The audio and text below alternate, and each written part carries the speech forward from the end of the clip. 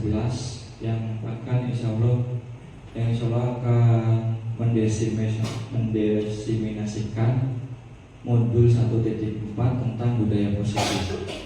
Nah, untuk itu sebelum kita mulai, saya pengen pantun dulu ya Bapak Ibu. Belum Pak. Nah, ada anak pergi dengan ibunya, jalan-jalan bermain di labirin. Izinkan saya menyapa semuanya. Selamat pagi untuk para hadirin. Pagi. Satu lagi ya. Oke. Boleh. Jalan-jalan membawa kolintang. Dari kota makan soto babak. Terima kasih telah berkenan datang meski cuaca kurang bersahabat. Ya, itu sedikit pantun dari saya. Mudah-mudahan bisa menyemangati Bapak Ibu semua. Untuk itu kegiatan pada hari ini kegiatan pembuka, kemudian inti dan penutup. Nah, kegiatan pembuka sebelum kita buka, maka kita awali dulu dengan membaca basmalah. Bismillahirrahmanirrahim. Nah, untuk selanjutnya yaitu kegiatan inti. Untuk selanjutnya yaitu sambutan yang akan dibawakan oleh Ibu Azizah selaku Wakasek Guru.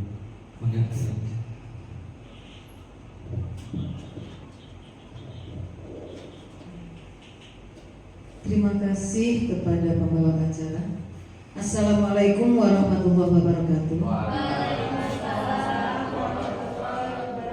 Puji dan syukur kita panjatkan kehadiran Allah. Alhamdulillah, untuk pagi hari ini kita bisa berkumpul di sini dalam satu kegiatan untuk mendukung rekan kita, kegiatan diseminasi dan implementasi budaya positif di SMA Negeri 7 Cirebon sebagai salah satu tugas dari guru penggerak ya Ibu ya. Nah, kita semua selaku rekan kerja di sini ya, kita salah satu upaya dari kita untuk sama-sama bisa bergerak maju mendukung apa yang dilakukan oleh rekan kerja kita. Dalam hal ini akan mendesiminasikan satu kegiatan yang sudah beliau peroleh pada pembelajaran selaku guru penggerak. Nanti kita keluarkan ya Bu ya, intinya ya kalau nggak salah ya, diseminasi itu dikeluarkan sehingga semangatnya akan menular kepada kita semua ya, sehingga nanti kita bisa mendapatkan satu perubahan yang positif. Ya, energi positif yang akan disampaikan oleh guru penggerak, calon guru penggerak ini semoga bisa menyebar kepada kita semuanya dan kita bisa mengambil hikmahnya untuk kegiatan ini. Mari kita sama-sama ya Bapak dan Ibu semua, kita sama-sama simak, dan apabila ada satu hal yang perlu kita pertanyakan atau kita belum jelas, silakan saja langsung berdiskusi dengan Ibu yang memaparkan materinya. Itu saja mungkin yang bisa saya sampaikan pada kesempatan ini.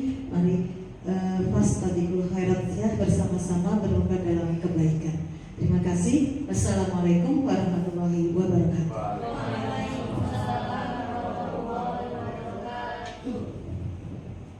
Terima kasih kepada Ibu Azizah yang sudah menyampaikan sambutannya.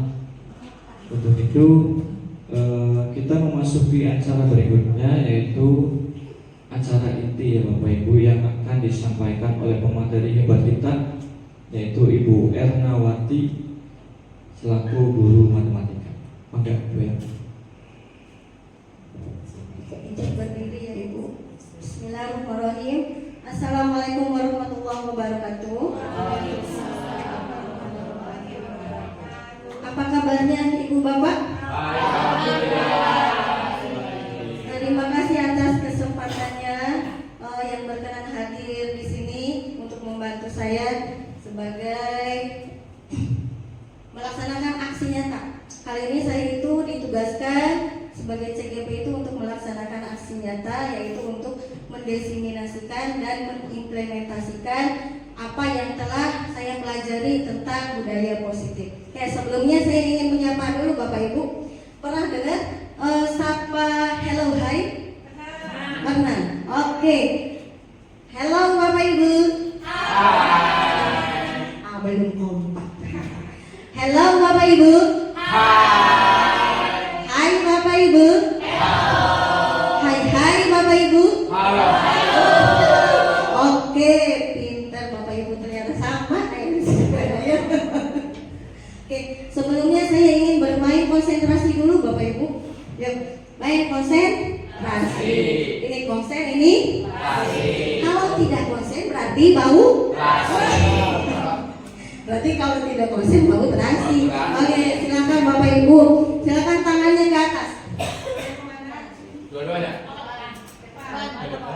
Silakan tangannya ke atas. Oke, ke atas bukan di sini ya. Silakan tangannya ke atas. Putar.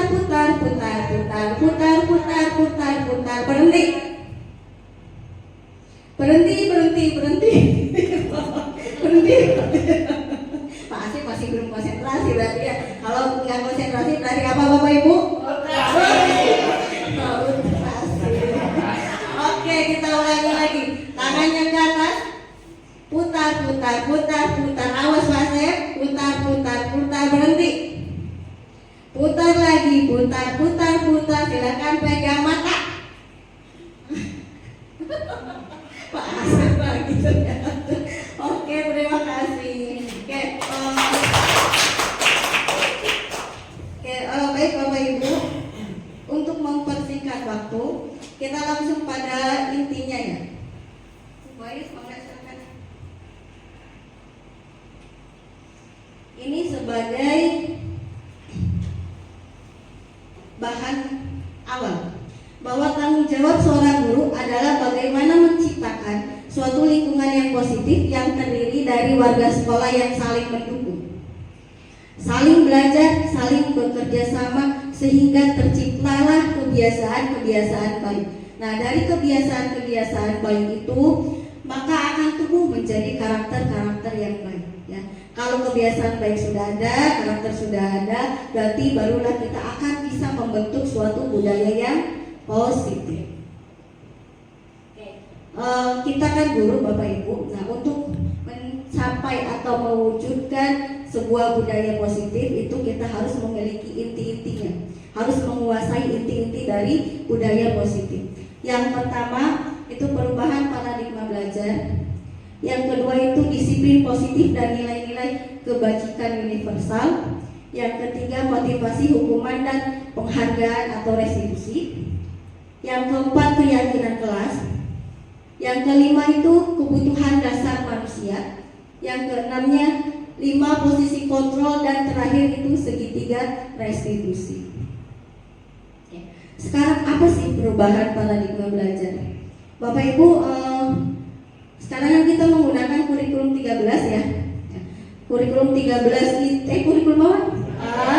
Benar, konsentrasi. Kurikulum merdeka. Nah, kurikulum merdeka itu berbeda Bapak Ibu dengan kurikulum yang sebelumnya. Baik 13, baik apa lagi tuh? KTSP. Nah, kita lihat. Kalau dalam kurikulum merdeka itu kita menggunakan teori kontrol. Teori kontrol itu dikenalkan oleh Dr. William Grasser. Tapi kalau kurikulum sebelumnya kita menggunakan metode stimulus respon. Apa itu stimulus Bapak Ibu? Iya, betul, rangsangan. Ketika kita memberikan rangsangan berarti murid akan merespon. Itu yang disebut dengan stimulus respon.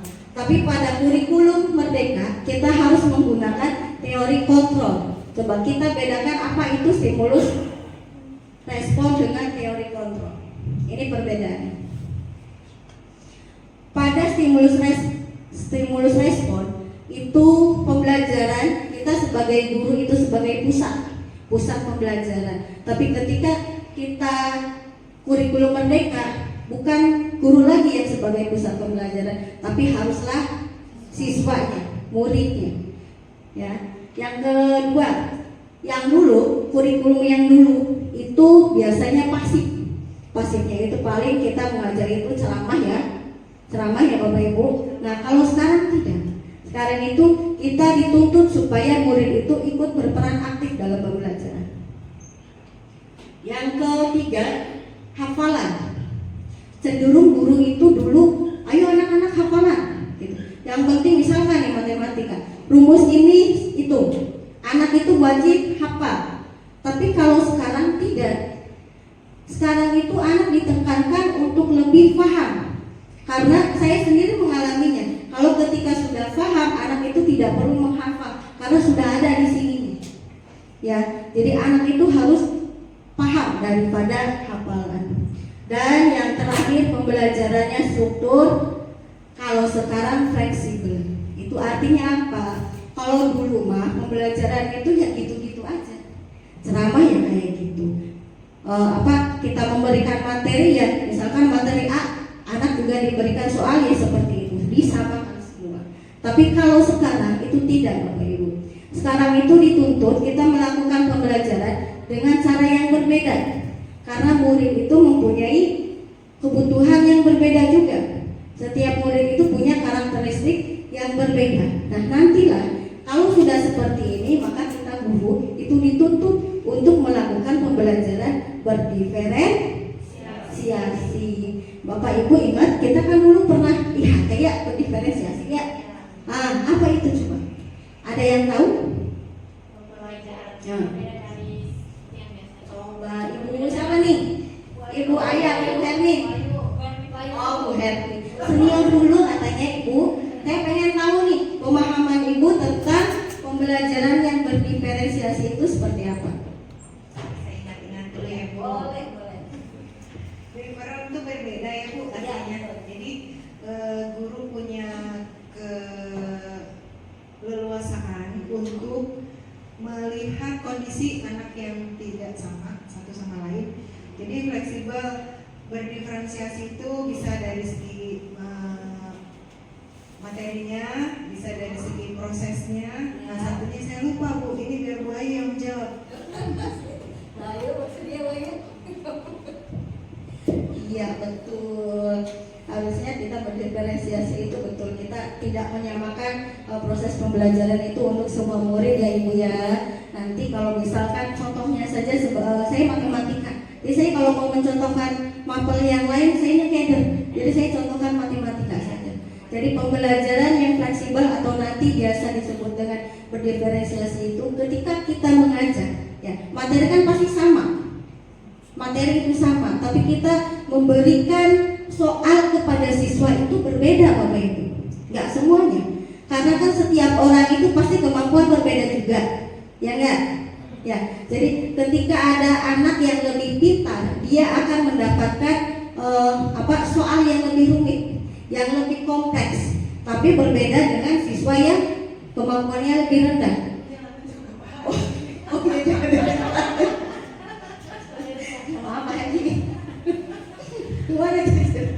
Jadi kalau siswa yang lebih rendah itu mungkin tingkat kesulitan soalnya juga akan lebih rendah. Begitu ya Bapak Ibu, paham ya? Semoga nanti kalau sudah dari sini nih kita bisa melakukan pembelajaran yang berdiferensiasi ya Bapak Ibu. Ya. Ya oke. Selanjutnya. Oke, ini maksud dari perubahan paradigma belajar. Jadi pembelajaran dengan paradigma baru itu merupakan pembelajaran yang dirancang berdasarkan prinsip pembelajaran berdiferensiasi sehingga peserta didik belajar sesuai dengan kebutuhannya berdasarkan tahap perkembangan sesuai teori psikologi modern untuk mewujudkan profil pelajar Pancasila. Boleh Bang Ibu. Kalau misalnya kan ini ada siswa yang kita kan pembelajaran berdiferensiasi. Ada siswa yang nggak mau dikasih soal itu. Nggak mau dikasih soal itu. Ya saya nggak bisa soal itu, saya nggak mau dikasih soal itu. Bagaimana sikap kita ya Bu? Oke, bismillah ya, semoga saya bisa menjawabnya Ibu ya. Pasti anak itu dia berpikir gini, Bu, kok kok dia mah soalnya lebih gampang, ya enggak? Pasti kayak gitu. Kalau ini saya kenapa sulit Bu? Enggak adil dong. Pasti ya Bu ya, maksud Ibu gitu ya Bu ya. Jadi pasti siswa yang diberi soal yang lebih kompleks itu akan menolak. Ya. Jadi kalau saya sendiri ketika ada murid yang seperti itu, saya akan kasih pengertian. Nah, kenapa Ibu memberikan soal yang lebih kompleks? Karena Ibu merasa kamu bisa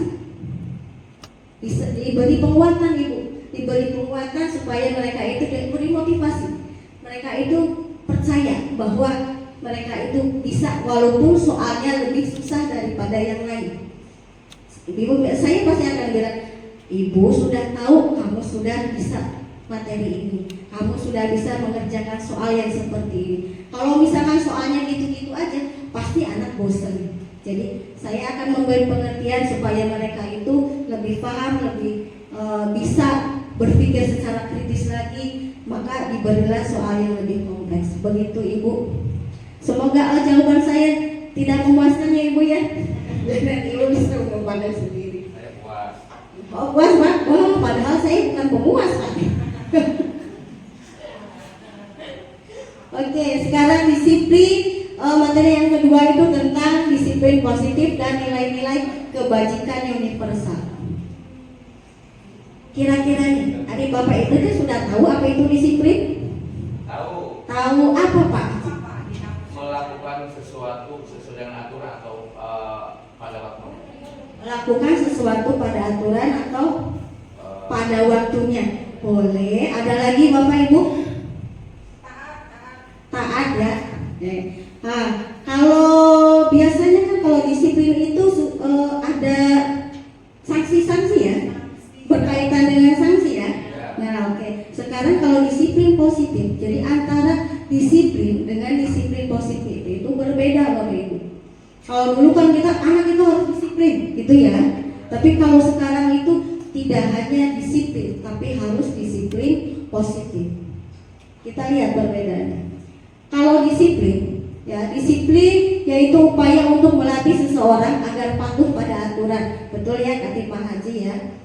Norma atau standar tertentu. Disiplin itu sering dikaitkan dengan hukuman atau sanksi jika aturan dilanggar. Tapi kalau disiplin positif, suatu cara penerapan disiplin yang mengajarkan anak-anak bertanggung jawab dan menumbuhkan kesadaran berdasarkan nilai-nilai kebajikannya. Nah, lebih ke arah disiplin ini adalah disiplin diri. Disiplin diri yang dapat mengontrol diri dan untuk melakukan segala tindakan. Ya disiplin yang ada pada diri kita. Ya. Nah, disiplin positif ini dapat membuat murid memahami dan menyadari berdasarkan motivasi internal, bukan akibat dari paksaan. Biasanya kalau disiplin yang biasa itu kan dipaksa ya. Tapi kalau ini perbedaannya antara disiplin dengan disiplin positif.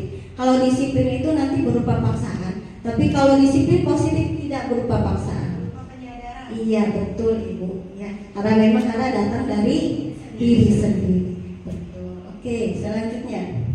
Nah, sekarang nilai-nilai kebajikan. Nilai-nilai kebajikan universal itu ada 9 institusi. Ada 9 institusi. Bapak Ibu paham apa yang dimaksud nilai-nilai kebajikan?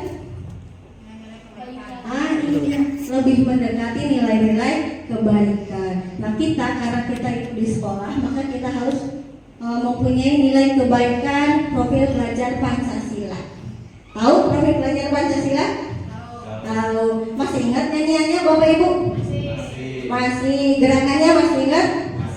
Oke lah, saya pengen nyoba dulu. Yuk kita nyanyi profil pelajar Pancasila. Siapa nih yang mau pegang mic-nya? Oh, Bu Ayu. Boleh. Dari tadi Bu Ayu. Ayo Bu Ayu. Nanti Bu Ayu harus kesini dong. Bu Ayu pandai membawa langsung. Tadi yang lainnya ikutin ya. Berdiri tak duduk. Berdiri boleh. Siap. Mohon maaf nih kalau suara saya harus biar dipendam. Jujur. Oke, mari kita sama-sama menyanyikan lagu Profil Pelajar Pancasila. Bismillahirrahmanirrahim. Belajar Pancasila, beriman dan bertakwa pada Tuhan Yang Esa dan berakhlak mulia, berkebinekaan global, gotong royong mandiri, kreatif dan bernalar kritis. Belajar Pancasila, beriman dan bertakwa pada Tuhan Yang Esa dan berakhlak mulia, berkebinekaan global, gotong royong mandiri, kreatif dan bernalar kritis. Tepuk tangan buat Bayu. Oke, terima kasih Bapak Ibu, hebat, semangat ya. Oh ya kan kayak juragan Eva.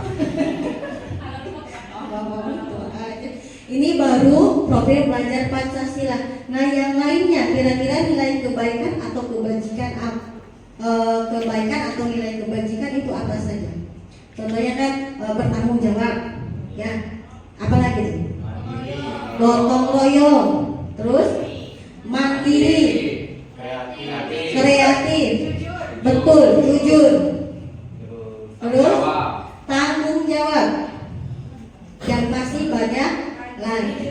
Iya betul. Saya nggak tampilkan di sini karena saya yakin Bapak Ibu itu pasti tahu nilai kebajikannya. Cuman nilai kebajikan itu memang berasal dari 6 instansi. Oke, sekarang nih Bapak Ibu kan guru ya, Kira-kira nilai kebajikan apa yang Bapak Ibu inginkan? Yang nilai kebajikan itu ada pada murid Bapak Ibu. Murid itu pengennya Bapak Ibu itu punya nilai kebajikan apa? Coba Pak Hadi. Selalu menghormati guru dan orang tuanya, menghargai teman-temannya, dan mentaati aturan yang sudah ditetapkan. Kenapa Bapak pengen seperti itu? Karena supaya mereka itu kan ada perubahan karakter dan mereka menjadi anak-anak yang sesuai dengan harapan mereka. Iya, betul. Oke, terima kasih Pak Hadi. Bagus sekali. Ternyata nilai kebajikan yang Bapak Haji Sarto inginkan itu luar biasa. Semoga anak kita semua seperti itu ya Pak Haji ya. Perwakilan saja atau mau ada yang lain Bapak Ibu? Oh mau, boleh Bu. Pak Haji sudah bagus menyampaikan taat kepada orang tua, menghargai teman. Satu lagi Bu, tambahannya adalah saya menginginkan anak-anak kita itu orang-orang yang punya ketaatan kepada pencipta, kepada Allah. Artinya sholat, rajin mengaji, seperti itu Bu. Ya, terima kasih Bu Hermin, betul ya. Itu kata lain dari religius ya. Nah, betul. Itu adalah harapan kita yang paling pokok ya Bapak Ibu. Yang pokok itu bukan kita menginginkan anak itu menjadi cerdas, tapi anak itu mempunyai nilai religius yang tinggi. Oh boleh Pak Agung, boleh. Pak Agus sering nambah Bu. Gak apa-apa ya Pak Agung. Iya, terima kasih Bu Lena. Tadi dari Pak Haji catat sama Bu Helmi kan larinya ke religius ya. Kalau saya di olahraga itu kemungkinannya sih untuk sehat dan disiplin. Karena dengan sehat dan disiplin itu merupakan penerapan awal pada saat siswa itu akan mencapai kesuksesan ke depan. Dengan disiplin waktu, dengan disiplin pada saat kita menerapkan di lapangan, itu juga merupakan kunci utama pada saat kita mau melangkah ke depan. Mungkin seperti itu aja Bu Rema. Terima kasih. Terima kasih Pak Agung. Betul memang saya setuju dengan Pak Agung ya. Disiplin ya. Disiplin itu kalau tidak salah kunci kesuksesan. Kalau kita tidak disiplin, mana mungkin kita bisa sukses. Benar nggak Bapak Ibu? Benar. Sekarang yang kedua itu tentang teori motivasi, hukuman, penghargaan, dan restitusi. Cuman kalau restitusi saya akan jelaskan di akhir Bapak Ibu ya. Saya akan jelaskan hanya teori hukuman, penghargaannya saja, dan teori motivasi. Dalam teori motivasi itu ada tiga motivasi perilaku manusia. Yang pertama, ketika kita melakukan sesuatu, itu orang itu melakukan hanya untuk menghindari ketidaknyamanan atau hukuman. Ya, saya melakukan sesuatu itu supaya saya nggak dihukum, itu maksudnya. Yang kedua itu untuk mendapatkan imbalan atau penghargaan dari orang lain. Ketika kita pengen sesuatu, saya mah karena pengen hadiah, yuk kita melakukan, itu yang dimaksudnya. Dan yang ketiga, ini yang kedua, yang satu dan dua itu adalah motivasi intrinsik, motivasi yang ada pada diri seseorang. Tapi yang ketiga itu motivasi yang ada di luar, ekstrinsik, untuk menjadi orang yang mengerti mereka inginkan dan menghargai diri sendiri dengan nilai-nilai yang mereka percaya. Ini yang dimaksud. Kita melakukan sesuatu itu karena misalkan Bapak itu pengennya sayanya itu mandiri. Udahlah, karena Bapak ingin mandiri maka saya berbuat mandiri. Jadi melakukan sesuatu itu karena diinginkan oleh orang lain. Nah, Bapak Ibu, sekolah kan mempunyai aturan nih. Kita itu harus datang tepat waktu. Jam berapa? Jam 6.45. Jam 6.45 sudah harus di sini ya. Kira-kira Bapak Ibu melakukan itu datang tepat waktu di sini itu karena apa? Motivasi Bapak Ibu datang tepat waktu itu karena apa? Kasih contoh, kesadaran. Yang tadi kan ada 3 ya. Yang tadi ada 3. Kira-kira Bapak Ibu itu masuknya kemana?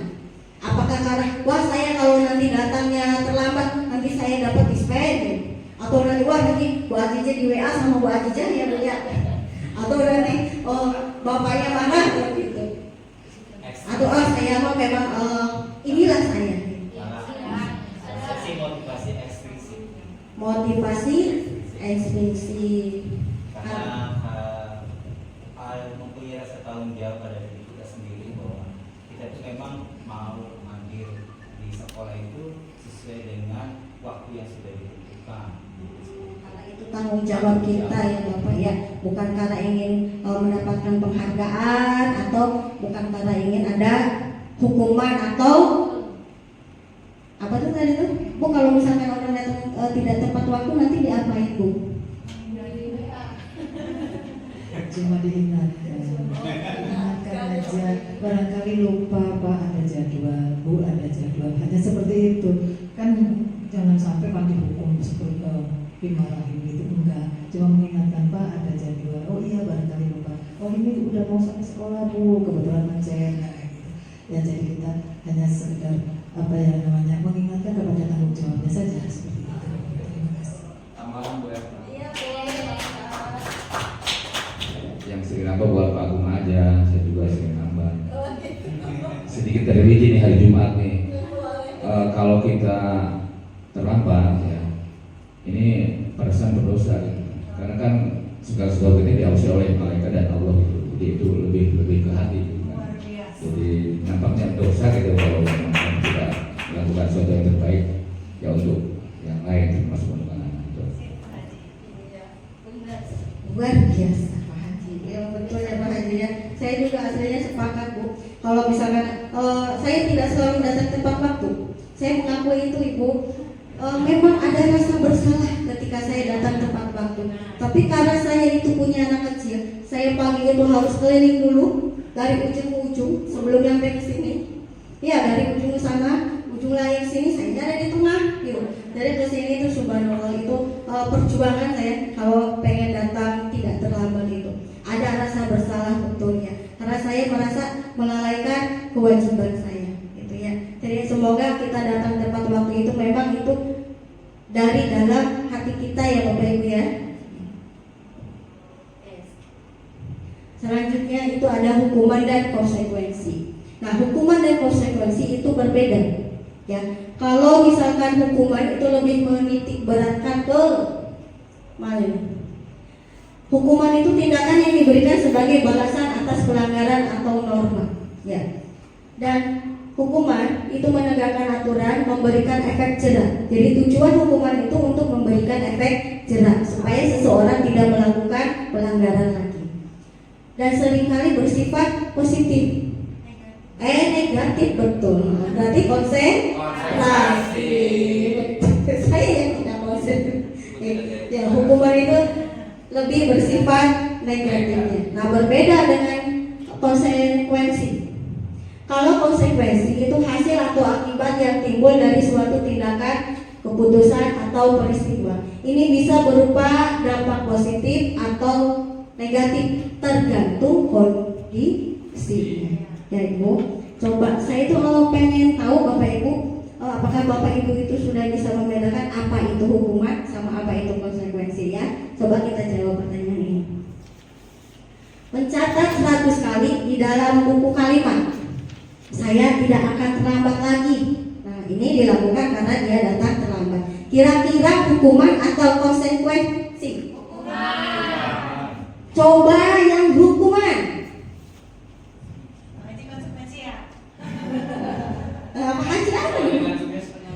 Iya.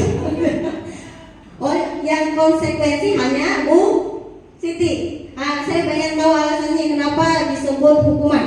Sebelum kita ini lihat jawaban yang benarnya. Siapa nih yang mau? Ibu saja lah Bu. Kenapa itu bisa disebut hukuman Bu? Disebut hukuman karena ini kan yang dikerjakan di luar dari yang ini. Jadi diberi tambahan pekerjaan. Yang dengan terlambat dikasih tambahan pekerjaan harus nulis sekian banyak, berarti itu kan dihukum. Hukum ya. Karena tulisannya banyak ya. Nah, sekarang satu-satunya guru yang menjawab itu konsekuensi. Coba Ibu, kenapa Ibu jawab konsekuensi? Kalau konsekuensi itu mungkin ke arah akibat. Akibat telah melakukan perbuatan yang itu, jadi harus menerima akibatnya. Kalau Mungkin itu. terlambat ya, akibatnya Ya. itu ya Bu ya. Oke, kita lihatlah jawabannya mana yang benar. Teng-teng. Itu adalah konsekuensi Bapak Ibu. Walaupun dia harus mencatat 100 kali, tapi itu bukan merupakan perbuatan yang negatif. Ya, jadi kalau memang harus mencatat, saya tadi malam juga berdebat dengan suami saya masalah ini. Iya, suami saya juga bilang bahwa ini tuh hukuman nih, karena mencatat itu sesuatu yang membuat pegel cewek. Kalau misalkan hanya 10 mah ya nggak hukuman. Ya, tapi ya betul. Tapi dengan cara kita menulis itu bukan merupakan hukuman karena tidak memberatkan. Itu menurut aturannya seperti itu ya Bapak Ibu. Ketika mencatat 100 kali saya tidak akan terlambat lagi, itu bukan hukuman tapi konsekuensi. Berarti hebat Bu ya. Oh Bu Ayu, Bu. Tadi kan bilangnya kan kalau hukumannya ditulis 100 kali itu kan tidak memberatkan ya. Tapi kalau misalkan bagi siswa tersebut hal itu memberatkan itu bagaimana? Sama seperti halnya misalnya siswa kan terlambat, terus disuruh berjemur di depan tiang bendera tuh misalkan, atau enggak nggak boleh masuk sekolah, balik lagi aja ke rumah gitu. Kan kayaknya kalau misalnya disuruh balik lagi ke rumah itu kayaknya lebih nggak memberatkan, kayaknya anak sama gitu. Kan itu kan termasuk bisa dijadikan konsekuensi. Tapi kalau misalnya kita nulis 100 kali, saya juga kalau nulis ngerangkum dulu waktu sekolah tuh pegel. Lagi ini 100 kali atau misalkan berapa lembar. Ini mau dijawab sama Ibu? Bu. Oh iya, boleh Pak. Ya, terima kasih Bu Hana. Tapi dari lihat kasus yang tadi, tapi sebetulnya itu di sini kan melihat nih siswa itu terlambat. Karena terlambat bisa jadi guru tersebut melakukan tindakan seperti ini dikarenakan siswa itu sering melakukan keterlambatan. Mungkin ya.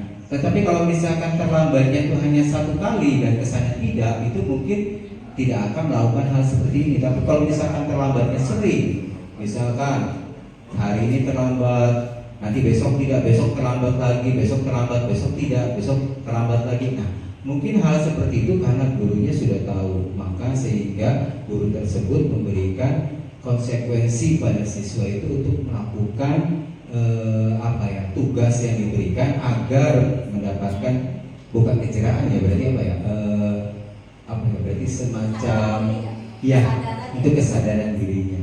Mungkin seperti itu, mungkin kalau saya salah ya mohon maaf. Mangga Bu Ena, terima kasih. Kalau pendapat itu tidak ada yang salah ya Pak, semuanya benar. Terima kasih. Bagaimana Bu Ayu? Nah nanti yang tadi ditanyakan Bu Ayu itu ada soal. Tenang, ada soalnya. Nah soal yang kedua, lari mengelilingi lapangan basket karena terlambat hadir di sekolah. Betul Bu Ayu tadi kasusnya ya. Kira-kira apa? Hukuman semua? Bu, kalau nggak salah saya nggak akan menghukum. Hukuman ya Pak? Oke, kita lihat jawabannya.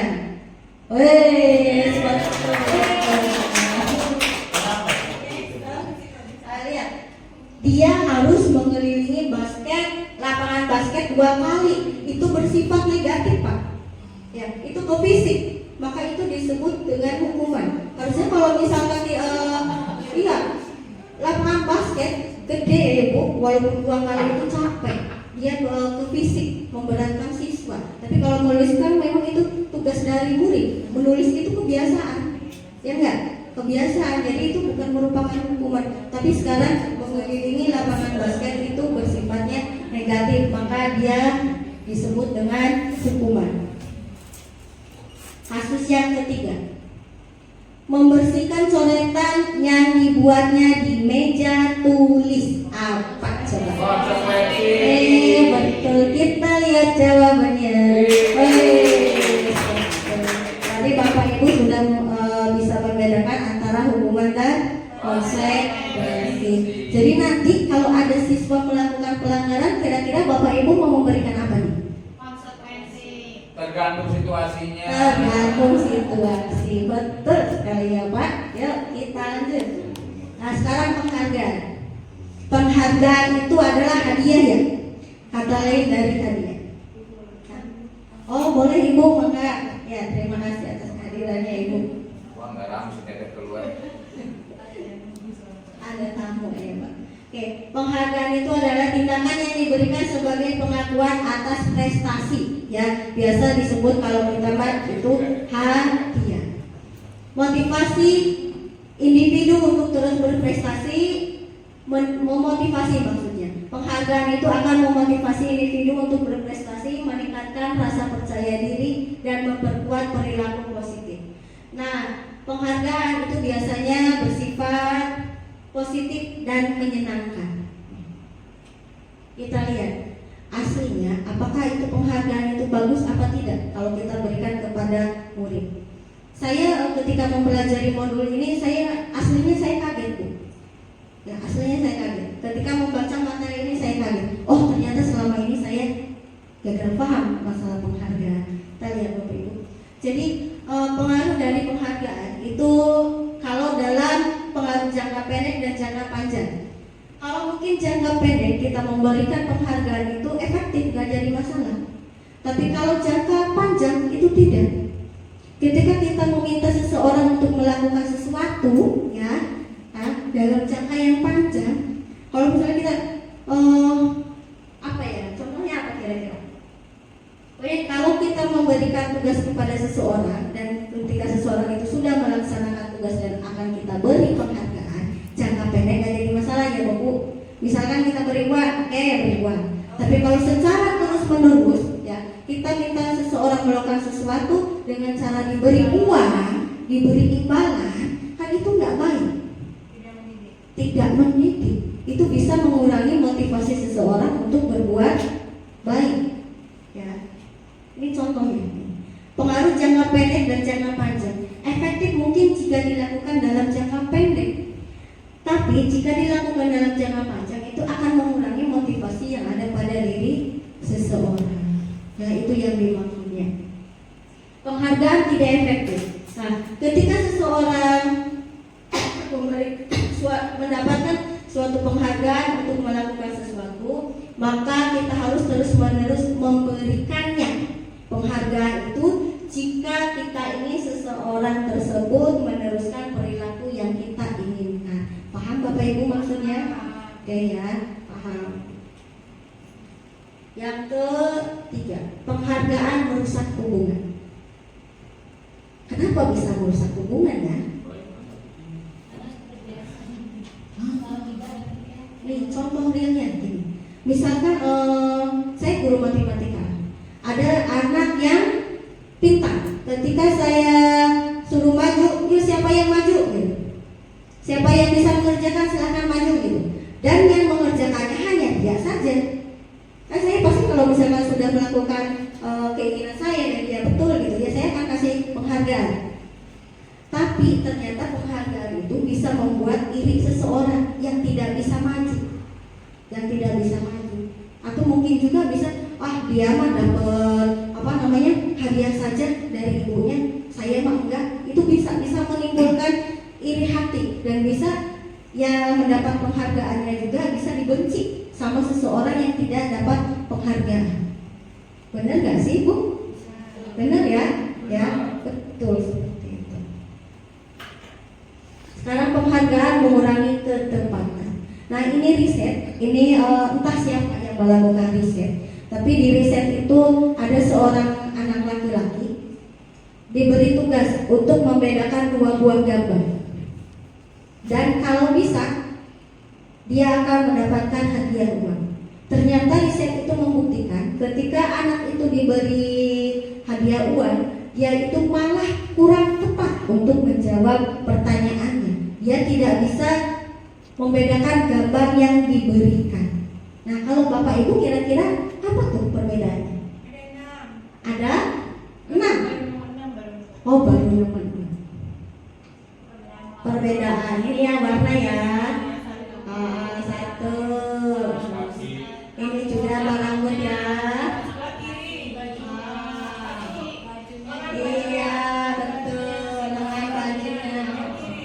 Iya betul ya. Berarti ada 6 kalau misalkan kita teliti. Nah itu di riset tersebut ketika anak diberikan uang malah dia kurang tepat menjawabnya Bapak Ibu. Ya, saya juga kurang paham. Cuma riset itu membuktikan seperti. Diberi uang tidak tepat. Iya. Mengapa? Ya. Tahu kita jawabannya.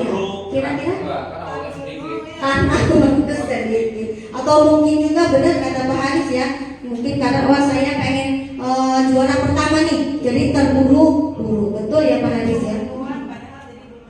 Iya, jadi kurang teliti ya Bu ya. Gitu. Nah sekarang penghargaan menghukum. Benar gak sih penghargaan itu bisa menghukum? Bisa. Ini yang saya baru temukan bahwa penghargaan itu bisa menghukum Bapak. Nah, memberikan penghargaan dan hukuman adalah hal yang sama katanya. Karena keduanya mencoba mengendalikan perilaku seseorang. Sedangkan kita itu, orang itu tidak bisa dikendalikan sama orang lain. Yang bisa mengendalikan diri sendiri itu adalah kita. Ya, jadi ketika kita diberikan penghargaan atau hukuman, itu keduanya sama-sama untuk mengendalikan perilaku. Nah, yang kedua, karena orang pada dasarnya tidak suka dikendalikan dalam jangka waktu yang lama, penghargaan akan terlihat seperti hukuman. Nah, ketika penghargaan dilakukan dalam jangka yang lama, mungkin akan saya merasa terbebani mungkin ya gitu. Nah, contohnya adalah pemberian ranking.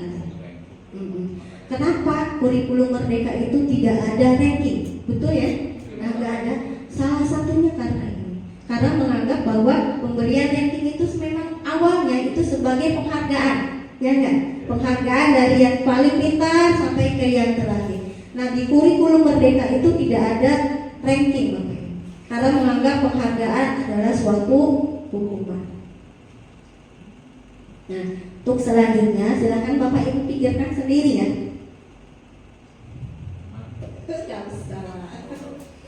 Oke, sekarang keyakinan kelas. Saya aslinya kalau keyakinan kelas tuh pengennya ada 4 topik.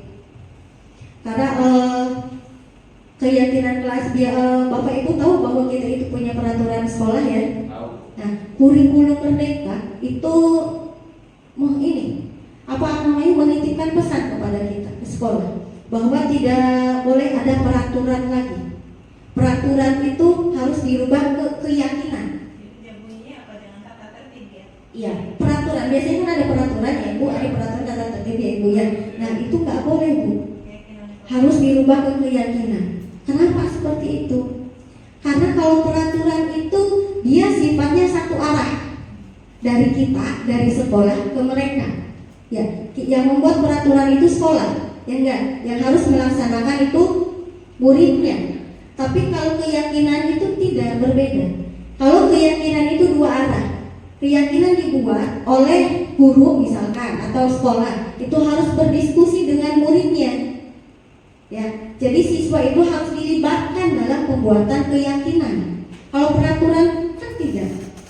Peraturan dibuat oleh sekolah saja, murid hanya melaksanakan. Tapi kalau keyakinan itu dibuat bareng-bareng, kolaborasi antara sekolah dengan murid. Nah, keyakinan kelas atau sekolah itu berupa pernyataan universal yang umum, yang mudah diingat dan dipahami dan harus diterapkan dalam lingkungan sekolah. Ini langkah-langkah pembuatan dalam menetapkan keyakinan kelas. Nanti barangkali Bapak Ibu mau menerapkan keyakinan kelas, ini langkah-langkahnya Bapak Ibu. Nanti silakan berdiskusi dengan muridnya. Ya, pertama itu berdiskusi dengan muridnya. Tampilkan, biarkan murid itu mengeksplor pendapatnya. Pasti mereka tahu apa nih, misalkan ini, apa peraturan kelas yang ada di sekolah. Bu, tidak boleh terlambat misalnya. Dilarang merokok. Dilarang apalagi kan gitu ya Bu ya, peraturan itu. Jangan gitu. Nah, setelah kita mengumpulkan beberapa peraturan, ya, yang langkah pertama itu kan mengumpulkan beberapa peraturan dengan muridnya. Langkah kedua itu dari peraturan-peraturan yang bersifat negatif kita harus ubah ke yang bersifat positif. Misalkan kalau tidak boleh datang ke sekolah, itu harus dirubah ke datang tepat waktu. Misalkan tidak boleh mengobrol saat belajar, dirubah ke belajar dengan nyaman dan tertib. Seperti itu. Jadi kita guru itu harus mendampingi siswa untuk merubah pernyataan yang negatif ke positif. Nah, selanjutnya dari kalimat-kalimat yang positif itu kita bimbing mereka menjadi nilai-nilai kebajikan yang tadi Bapak Ibu pegang.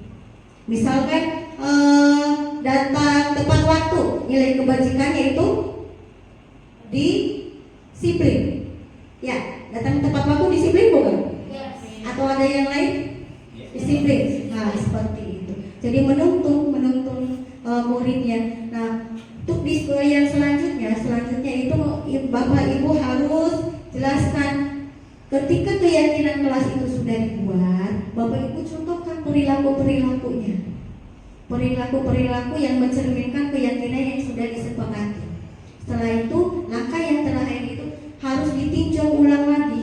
Jadi mungkin saja dalam jangka waktu tertentu ternyata keyakinannya nggak sesuai nih, berarti harus ditinjau ulang ya Bapak Ibu. Nah, selanjutnya ini ketika saya membuat keyakinan di kelas.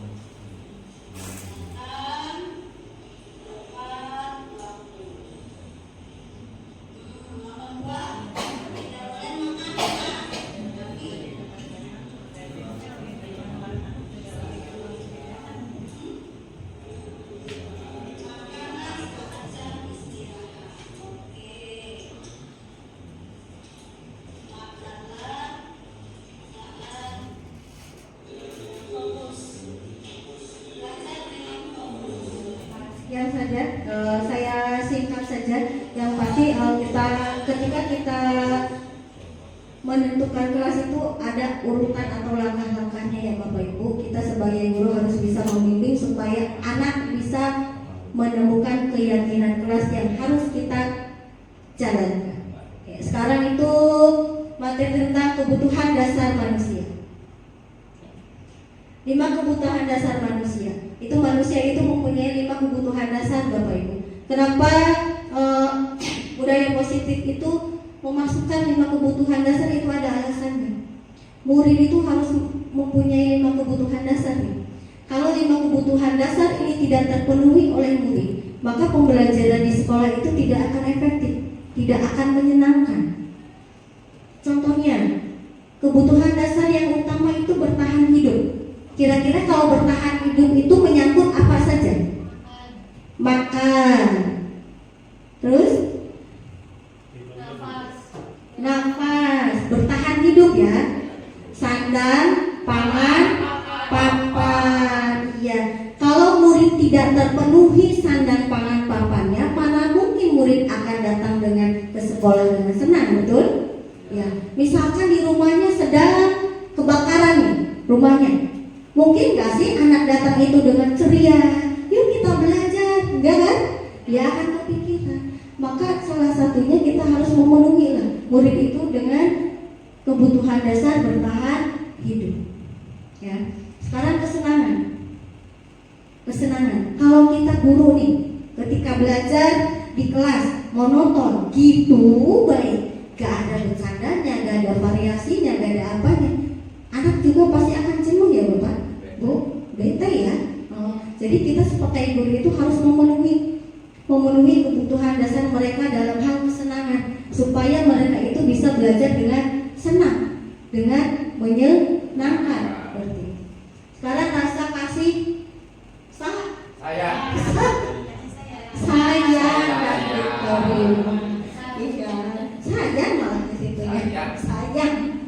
Kasih sayang dan diterima. Jadi seorang murid itu butuh kasih sayang dari kita. Kalau kitanya galak, kalau kitanya tidak menerima adanya kehadiran mereka, mana mungkin mereka juga akan menerima kita.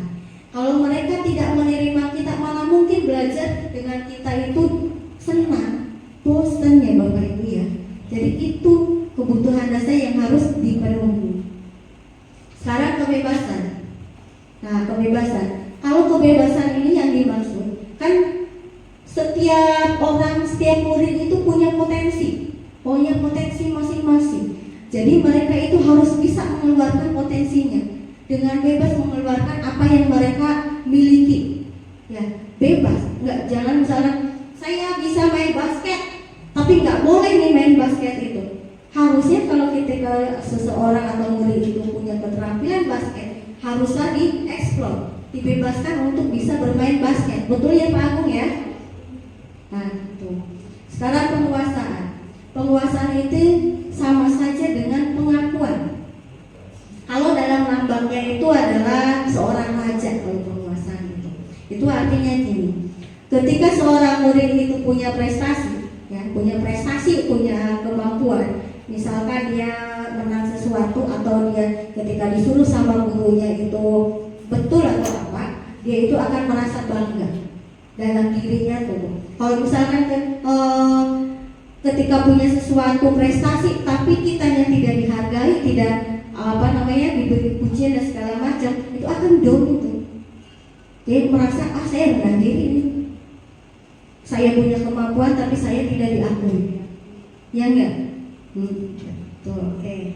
Itu 5 dasar kebutuhan manusia. Sekarang 5 posisi kontrol. Salah kan? Oh, enggak semua. 5 posisi kontrol guru.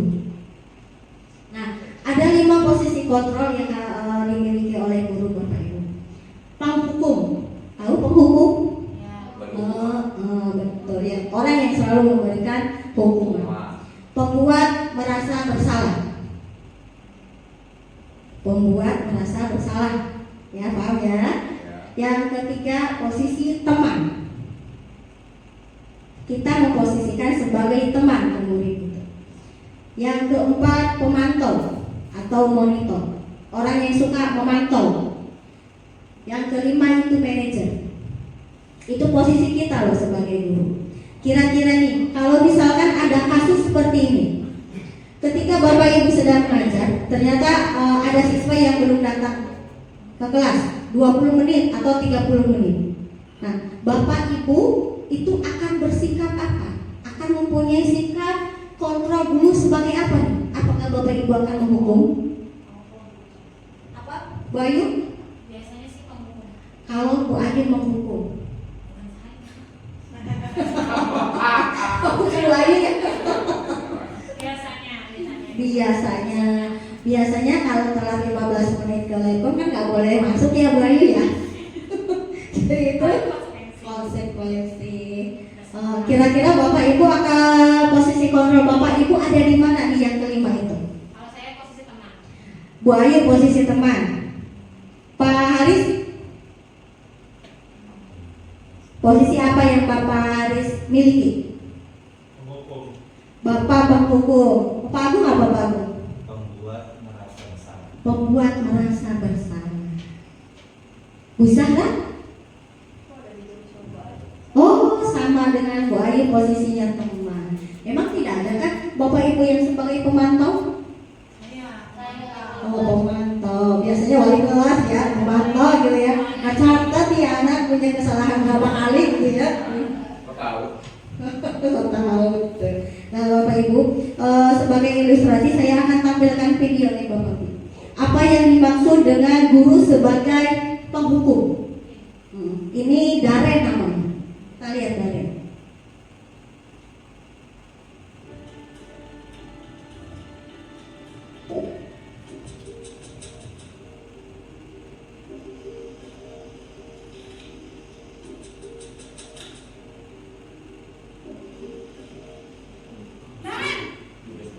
Daren, namanya penghukum Pak. Penghukum, judes banget ya. Selalu terlambat. Ayo juga berarti. Kamu deh, Persis Bu pasti Ayu. terlambat. Aku, saya Apa? Apa coba? Alasan kamu apa lagi? Kapan sih kamu tidak terlambat? Malas sekali ya kamu jadi anak. saya Dasar pemalas. Gak Tidak kapok-kapok diberi sih kamu. kesempatan berbicara. Sudah berapa kali terlambat? Sana, Biasanya kamu keliling lapangan ibu-ibu nih. basket 2 kali. kenapa saya harus ke lapangan basket, Bu? Kenapa? Kamu melawan ibu. Berani-beraninya jawab. Sudah terlambat, masih berani jawab pula. Sekarang, keliling lapangan basket 5 kali sekalian. Biar kapok. Cepat. 2 kali ada susah, 5 kali ya. Subhanallah. Posisi Itu adalah contoh ketika seorang guru jadi penghukum.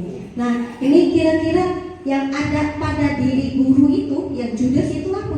Apa yang ibu guru itu lakukan Bapak Ibu? Sikapnya bagaimana ketika kita itu sebagai penghukum? Arogan. Kata-katanya bagaimana? Kasar ya. Melacangkan nggak sih tadi? Ini ya, angku ya. Apa nih bahasa Indonesianya kalau melacangkan tuh? Sampai tenteng. Teng-teng. Batu api enggak. Ini posisi penghukum Bapak Ibu. Yang tadi ibu gurunya Naren itu dia menghardik Naren. Ya, menunjuk-nunjuk kan tadi ya. Dia juga menunjuk-nunjuk, berpasang pinggang dan membentak. Dan dia menggunakan hukumannya tadi verbal dan fisik. Dua-duanya itu verbal dan fisik. Nah, sekarang kita lihat contoh ini. Dampak posisi penghukum. Ketika seorang guru memberikan hukuman kepada muridnya, ini dampaknya Bapak Ibu. Murid itu akan menjadi pendendam. Ya enggak? Ketika guru itu menghukum muridnya, murid pasti dendam. Guru ini nih yang selalu menghukum saya. Pasti gitu. Atau misalkan ada guru misalkan guru yang sedang ini ya sedang ngajar diberikan hukuman, maka dia juga tidak akan menyukai pelajarannya. Misalkan saya nih matematika suka menghukum, pasti anak itu tidak akan menyukai matematika. Ini contoh posisi pembuat merasa bersalah. Aku nih. Oh, anaknya sama ya? Sama, itu sama, cuman kita beda kondisi saja. Coba lihat apa perbedaannya. Selamat pagi, Bu. Naren, kamu kenapa terlambat lagi, nak? Nadanya juga kan berbeda ya. Kamu senang ya bikin ibu susah ya? Kalau kamu terlambat lagi, nanti ibu yang ditegur bapak kepala sekolah, nak. Disangka ibu tidak bisa membina kamu. Duh, gimana ini? Maaf, Bu. Duh, Gusti Naren. Kamu suka ya kalau ibu ditegur bapak kepala sekolah? Terus, sekarang ibu harus tulis apa ini di buku absen? Ini kamu sudah sering terlambat loh. Ibu harus apa coba? Maaf, Bu. Maaf sekali. Ya sudah, lain kali jangan bikin ibu susah lagi ya, nak ya. Ibu tidak akan kuat lagi kalau kamu gini terus. Bisa jantungan kalau kamu ditegur bapak kepala sekolah. Sana cepat ke kelas. Maaf ya, Bu. Maaf sekali. Oke, jadi tadi posisi sebagai merasa bersalah itu dari nadanya saja berbeda ya Bapak Ibu. Dari nada betul, dari kalimatnya juga berbeda. Ini posisinya seperti ini. Jadi suara itu kan yang tadi kan kasar, ya keras. Kalau sekarang cenderung lebih lembut, tenang, dan kata-katanya itu hanya menyalahkan muridnya. Guru juga akan menyatakan hal-hal yang merasa kesalahan pada murid dan membuat guru menderita. Nah, ini dampaknya ketika kita posisi sebagai merasa bersalah. Murid itu akan merasa bersalah, akan merasa rendah diri dari lingkungan yang ada. Ini posisi kita sebagai teman nih, Bu Ayu sama Bu Zahra yang sebagai teman. Coba lihat, benar nggak Bu Ayu kalau kayak gini ya? Kita lihat, ini Bu Ayu. Anggap saja Bu Ayu, anggap saja. Rasanya yang pertama, Bu. Pantasnya yang pertama ya, Pak. Wah, sudah jam berapa ini, nak? Terlambat lagi ya, sayang. Saya. Apa baru kayaknya udah selesai. Muridnya juga berbeda nih. Menyalahkan ibu kamu. Senyum, banyak senyum ini. Bukannya anak yang larinya paling kencang. Kok terlambat sih? Iya, Bu. Saya memang terlambat banget tadi. Jadi, biarpun saya lari kencang, tetap gak kekejar, Bu. Ya sudah sana. Nanti lain kali larinya lebih kencang lagi ya. Biar gak terlambat lagi. Bikin seneng ibu demi ibu. Bisa kan? Bisa, Bu. Semangat Sudah tangannya. sana masuk Bisa kelas. lah. Beresin urusan absen kamu. Kamu ini ada-ada saja.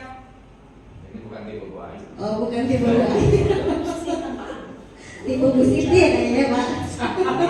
Tipe Bu Hermin. Oh, bukan Min. Ketika guru itu berposisi sebagai teman, itu guru akan ramah kan, ngomongnya juga enak. Ya teman aja gimana, kayak ngobrol sama teman gitu ya. Nah, mereka juga cenderung bersenda gurau. Tadi kan senda gurau tuh, betul ya? Kalau kita ke teman kan emang sukanya senda gurau, sendaan ya. Nah ini dampaknya Bapak Ibu. Ternyata tidak semua posisi kita sebagai teman itu bisa bermanfaat bagi ininya, bagi muridnya. Muridnya itu akan bergantung kepada guru itu, akan bergantung. Dan murid itu tidak akan mandiri. Kalau kita posisinya sebagai teman, murid itu tidak akan mandiri karena mereka merasa, udah enak, misalkan ada Bu Ayu, tenang, gitu. Ya, jadi ternyata ketika kita posisinya sebagai teman itu ada tidak baiknya terhadap murid itu. Coba kita lihat posisi sebagai pemantau. Nah, ini Bu. Bu, Sama kalian dewasa. ngajak diawasi. Bu Retno ya, tukang ngawas-ngawas ya. Awasi kelas yang 01.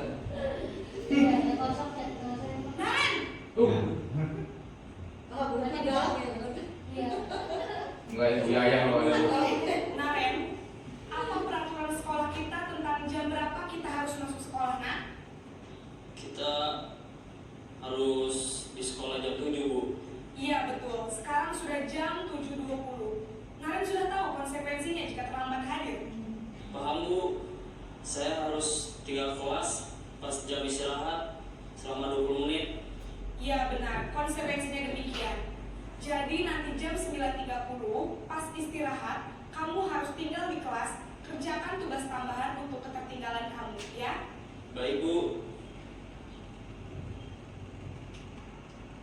Oke, kalau posisi pemantau itu biasanya dia mencatat, punya catatan.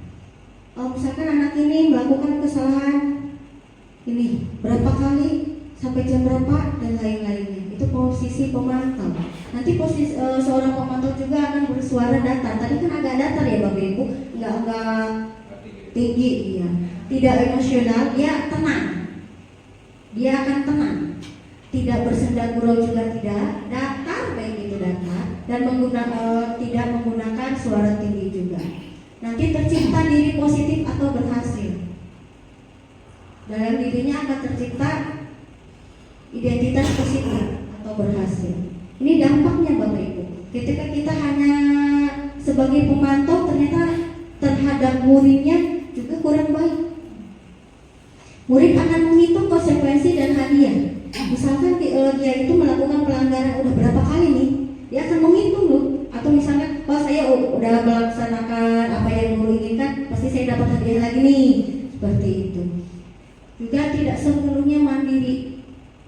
Kalau misalkan kita sebagai pemantau itu tidak menuntut siswa untuk mandiri juga ternyata ya. Nah sekarang posisi yang terakhir manajer. Nah manajer. Oh Pak Teddy ya memang.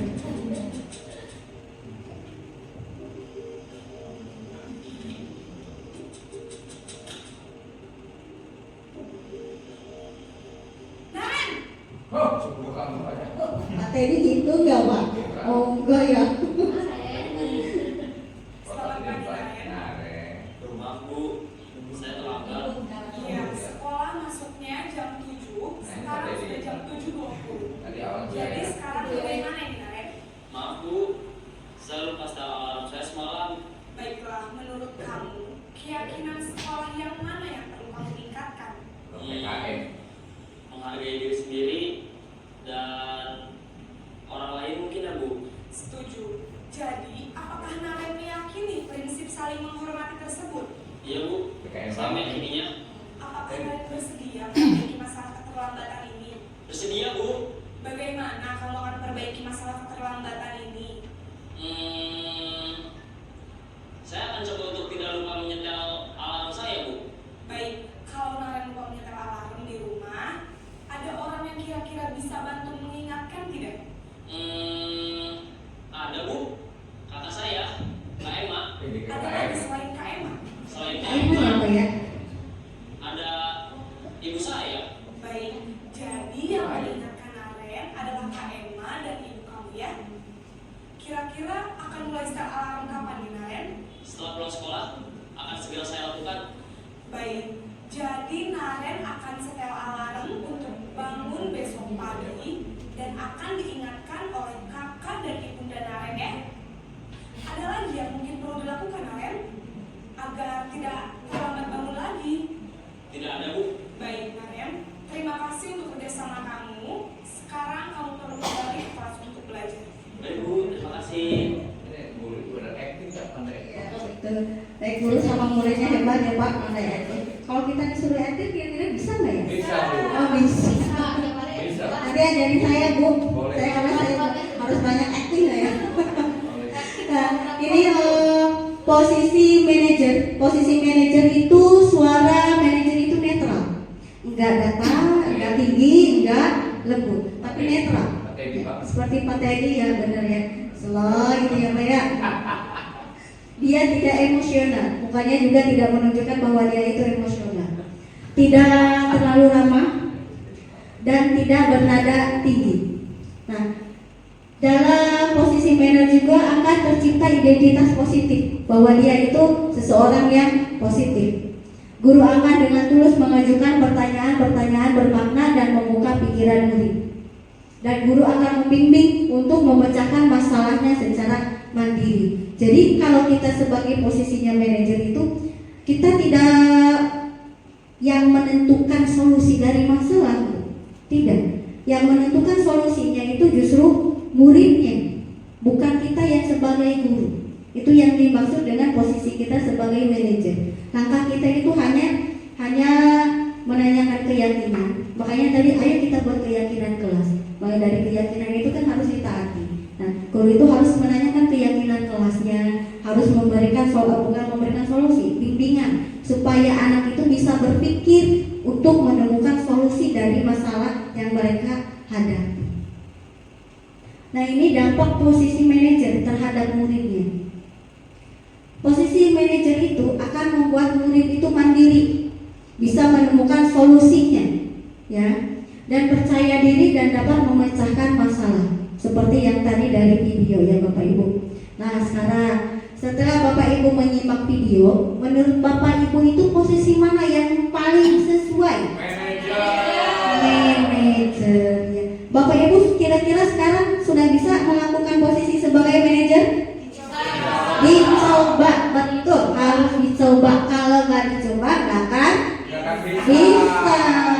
Karena pasti kita di kelas itu ada aja masalah ya. Entah itu ada anak yang tidur, ada yang ngobrol, ada yang terlambat, banyak gitu. Jadi nanti kalau misalkan ada masalah, kita mencoba untuk posisi sebagai manajer. Ini materi yang terakhir, segitiga restitusi.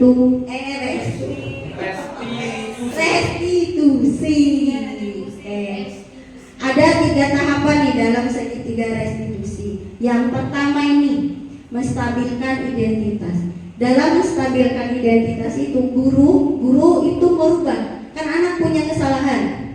Kita itu meredam bahwa memang kesalahan itu pasti dibuat oleh seseorang. Tapi semua orang pasti membuat kesalahan.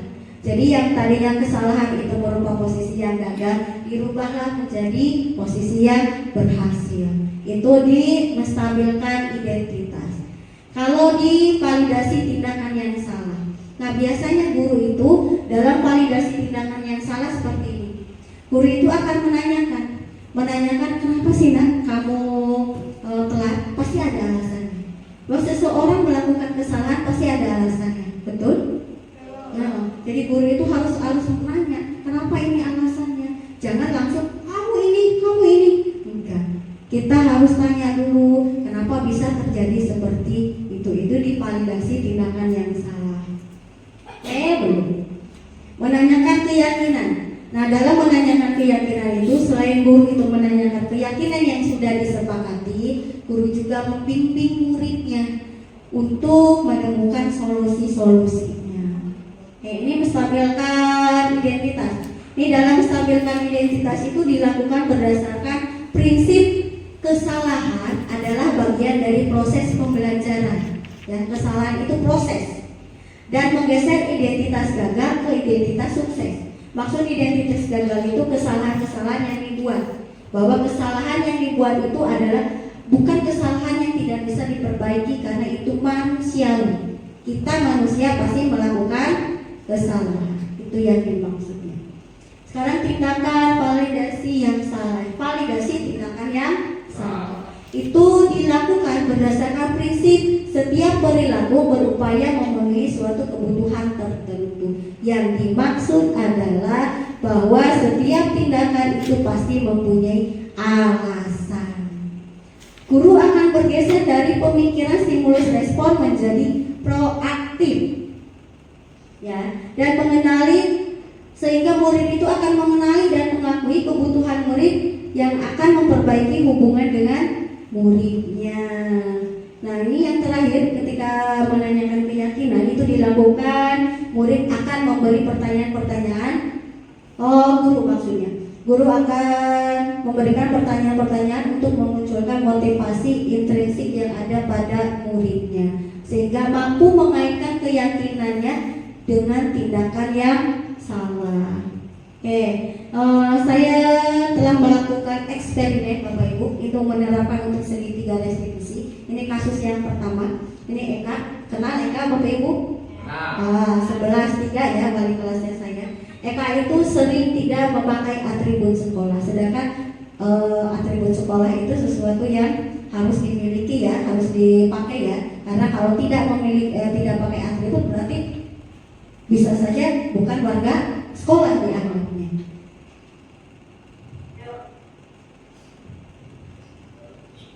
Waalaikumsalam. Dalam. Silakan dulu Pak. Tadi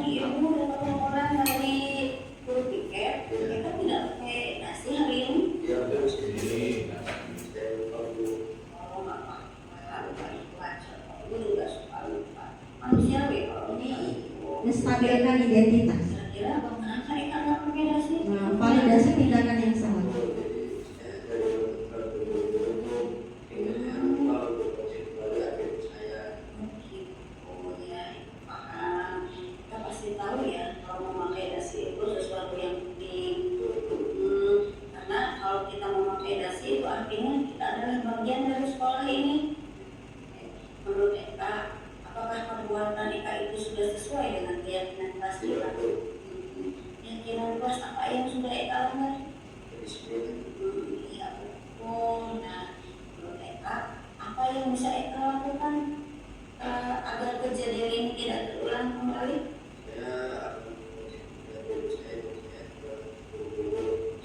Iya betul, itu yang bagus. Nanti kalau sekolah jangan sampai terburu-buru, periksa dulu atributnya sudah lengkap apa belum ya.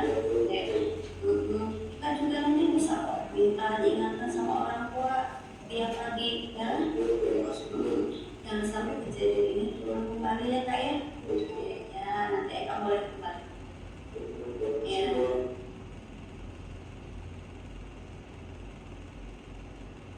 Nah, itu kasus yang pertama. Ini nggak usah ya Bapak Ibu. Ini apa namanya umpan balik dari Eka. Ini nggak usah. Saya skip saja. Kasus yang kedua, Nisa. Nisa itu ketika dia di perpustakaan, dia membuat gaduh dengan mengobrol dengan temannya, bersama temannya. Ini saya panggil ke ruang BK saat itu. Sama, pada hari yang sama. Waalaikumsalam. Silakan duduk Nisa. Bisa bagi pelajaran apa sih? Pelajaran bahasa Inggris. Tadi ibu ambil nih. Udah pelaporan tentang Nisa. Hanya Nisa dari pagi ini ya. Bahkan dia di perpustakaan ya. Dia Bu, saya salah soalnya bisa ngobrol sama Nisa. Siapa nama Nisa? Nisa yang tidak kelas Bu. Siapa namanya? Ya, tahu ya. Oh ada kok bisa ngobrol ya. Ibu juga suka kok ngobrol, apalagi dengan teman begitu. Tapi perpustakaan itu tempat yang tenang Nisa buat belajar ya. Kalau nanti Nisa buat belajar di perpustakaan, pasti yang teman-teman yang lagi belajar. Nanti mereka pasti merasa terganggu gitu. Yakin Nisa punya alasan kenapa Nisa sampai ngobrol di perpustakaan? Kan kemarin Nisa bisa gitu. Terus jadi penasaran, pengen tahu gimana sih balik. Jadi saya minta Nisa buat ceritain saat itu juga. Enak dibalinya. Nisa pengen ke sana? Makanya Nisa penasaran ya saya ngobrol itu.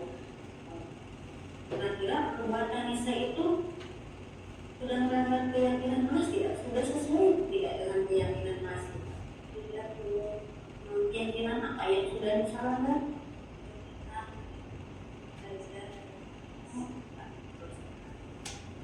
Bisa nih supaya kali ini tidak terjadi lagi, apa yang harus Nisa lakukan? Ya nanti Nisa bakal terkait berngobrol sama Nisa selain itu punya apa bisa idenya bagus ya. Nanti Nisa kalau ngobrol lebih baik perpustakaan gitu ya. Agar setuju.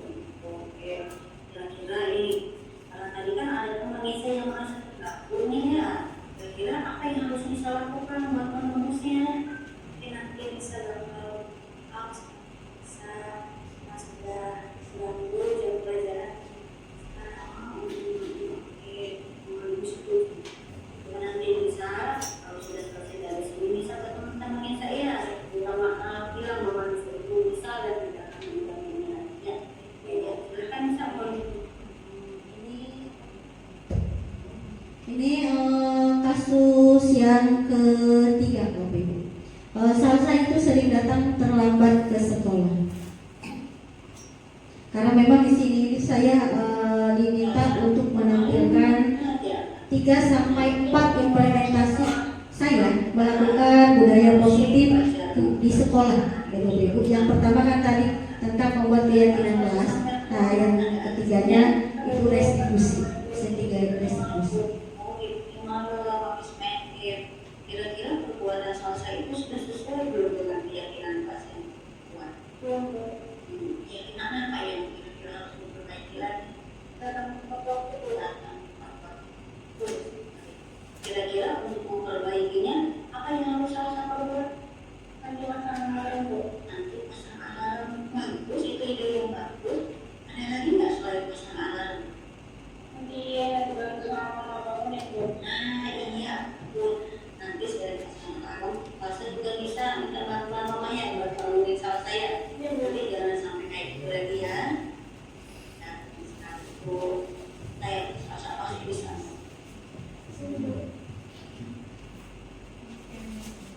Bapak Ibu, sekian itu materi yang saya dapatkan di modul 1.4. Semoga modul ini atau diseminasi ini bisa membuat Bapak Ibu juga berubah ya, pemikirannya yang tadinya penghukum jadi manajer, yang tadinya teman jadi manajer, dan bisa menerapkannya di sekolah kita ya Bapak Ibu ya. Nah, kira-kira saya pengen tahu nih, setelah saya memaparkan juga menerapkan pemberian contoh ketika saya menerapkan budaya positif, kira-kira apa refleksi Bapak Ibu? Apa yang Ibu dapatkan di diseminasi ini? Atau penampilan saya seperti apa? Ya mangga silahkan komentar ya. Saya makanya pengen tahu ungkapan Bapak Ibu ketika saya melakukan diseminasi. Siapa? Oh, Bapak catat. Mangga Pak, berdiri saja Pak. Berdiri saja. Oh, kan biar kelihatan kamera. Di sini aja. Ini dong. Assalamualaikum warahmatullahi wabarakatuh. Refleksi dari peserta apa tadi yang disampaikan oleh Ibu Erna, bagi saya pribadi sebagai pendidik atau guru, pertama menambah wawasan tentang bagaimana kita sebagai guru punya metode, teknis, sekaligus cara pada anak didik kita supaya nyaman dan kita ini, anak-anak kita ini tidak takut sama kita. Di sisi lain mereka juga sewaktu-waktu bisa sebagai teman, sebagai murid, dan juga sebagai anak. Juga dari hal yang disampaikan tadi dari Bu Erna dengan berbagai materi, bagi saya kita akan lebih mengenal karakter anak-anak, sehingga dengan mengetahui berbagai karakter anak kita bisa mencarikan solusi yang terbaik bagi mereka. Itu saja mungkin refleksi dari saya. Terima kasih. Assalamualaikum warahmatullahi wabarakatuh. Terima kasih Pak Haji. Terima kasih. Barangkali ada yang lain Bu? Mangga. Oh, maju. Terima kasih Bu Erna. Ya baik, yang Ibu sampaikan sangat bermanfaat insya Allah untuk kita semua Bu. Dan sebetulnya saya berharap yang mendengarkan tuh lebih banyak gitu. Oh, gitu ya. Ya, didengarkan oleh rekan-rekan yang lain, oleh muridnya juga gitu Bu. Jadi yang dapat saya cerna dari Ibu, yang dapat saya ambil dari tadi itu, bahwa ini kan sesuai dengan judulnya. Oh, sesuai dengan judulnya Bu ya. Tadi apa Bu? Oh, diseminasi dan implementasi budaya positif. Budaya positif ya. Jadi kita dapat memulainya dari diri kita sendiri, mencoba dan seperti kata Ibu katakan, belajar dari diri kita sendiri supaya pembiasaan positif itu menjadi terbiasa, ya, kemudian menjadi sebuah budaya dan akhirnya menjadi sesuatu perubahan yang positif di sekolah kita tercinta. Mudah-mudahan Bu ya. Terima kasih Bu atas penjelasannya dan contohnya yang sangat jelas. Oke, terima kasih sama-sama Bu Haji. Bapak Ibu, sekian saja materi dari saya ya Bapak Ibu. Semoga dengan apa yang saya sampaikan tadi membuat penambahan pemahaman Bapak Ibu semakin meningkat. Dan semoga apa yang saya tadi terangkan itu Bapak Ibu bisa terapkan ya. Nah, kalau Bapak Ibu semua bisa menerapkan, itu budaya positif di sekolah itu akan meningkat. Iya betul. Sekian saja Bapak, saya kembalikan ke moderator. Iya, lanjut lagi Pak Teddy. Terima kasih kepada Bu Erna yang sudah memaparkan modul 1.4 tentang budaya positif. Mudah-mudahan apa yang disampaikan oleh Bu Erna bisa diterapkan dalam kehidupan kita di kelas maupun di sekolah ya Bapak Ibu. Dengan acara ini berakhir, saya pantun dulu ya Bapak Ibu. Di awal pantun, di akhir juga pantun. Siang hari makan kuaci, makan bareng sama Ibu Asih. cukup sekian acara hari ini. Saya ucapkan banyak terima kasih. Assalamualaikum warahmatullahi wabarakatuh.